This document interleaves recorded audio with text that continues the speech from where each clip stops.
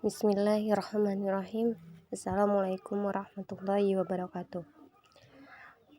Nama saya Nur Fitriani, dengan NIM 1901051100, jurusan IPS Ekonomi. Di sini saya akan menjelaskan tentang tugas saya, yaitu tugas dari mata kuliah Psikologi Pendidikan. Di sini ada beberapa bagian. Yang pertama, hakikat pembelajaran. Kedua, prinsip-prinsip pembelajaran.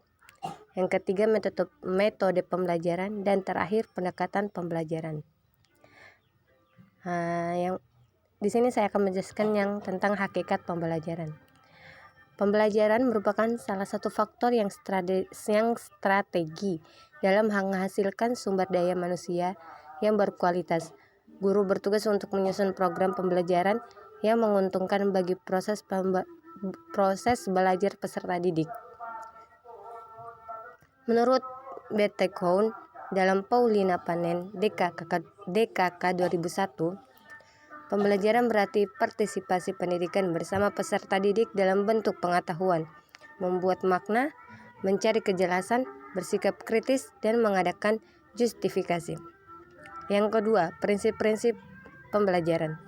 Pembelajaran menurut Piaget atau Dimyanti dan Mujiono tahun 1994.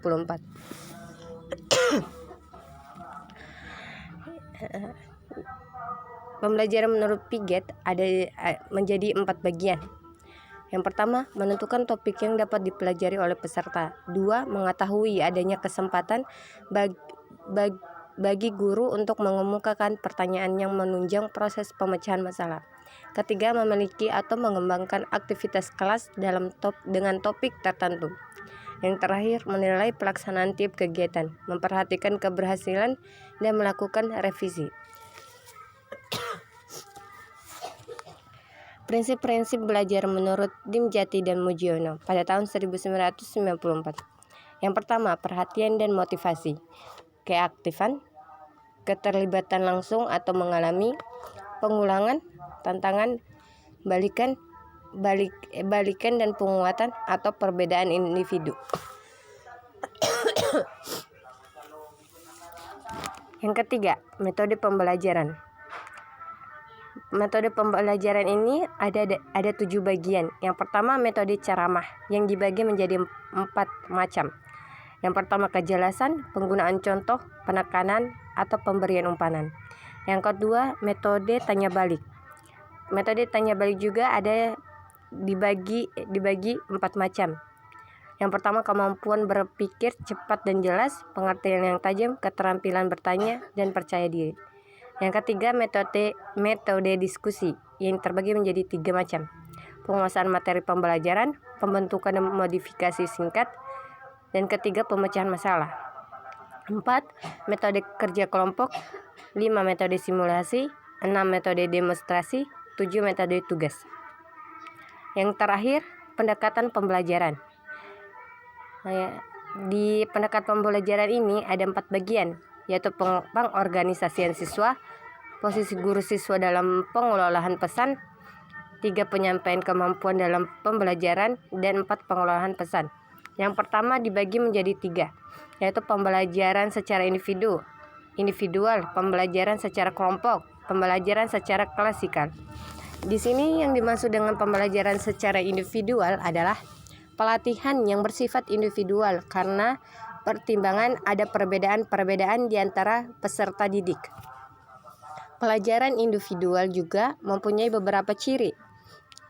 Yang pertama, siswa belajar sesuai dengan kecepatannya masing-masing, tidak pada kelasnya. 2. Siswa belajar secara tuntas, karena siswa akan ujian jika telah mereka siap.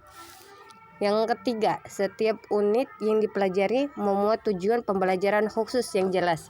Itu pembelajaran secara individual. Terus yang kedua,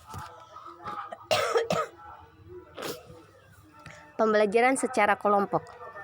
Nah, pembelajaran secara kelompok adalah suatu kegiatan belajar yang dilakukan secara bersama-sama oleh beberapa orang atau menyelesaikan suatu permasalahan. Dan yang terakhir, pembelajaran secara klasikal. Pembelajaran secara klasikal adalah pola pembelajaran di mana dalam waktu yang sama kegiatan dilakukan oleh seluruh anak sama dalam satu kelas atau klasik. Yang kedua, posisi guru siswa dalam pengelolaan pesan. Nah, di sini ada strategi ekspositori sama strategi inquiry dan discover. Nah, dimaksud dengan strategi ekspositori adalah strategi pembelajaran yang menekankan kepada proses penyampaian materi secara verbal dari seorang guru kepada sekelompok siswa dengan maksud siswa dapat menguasai materi pembelajaran sesuai dengan tujuan yang telah ditentukan. Itu strategi ekspositori.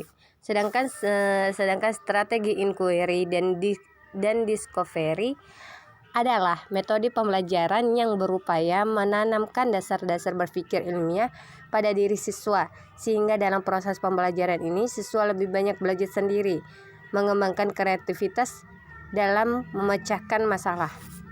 Mungkin itu saja penjelasan dari saya. Jika ada kata-kata yang kurang, mohon dimaafkan, dan itu datangnya dari saya sendiri. Jika ada yang lebih, itu datangnya dari Allah Subhanahu wa Ta'ala. Sekian dan terima kasih. Wassalamualaikum warahmatullahi wabarakatuh.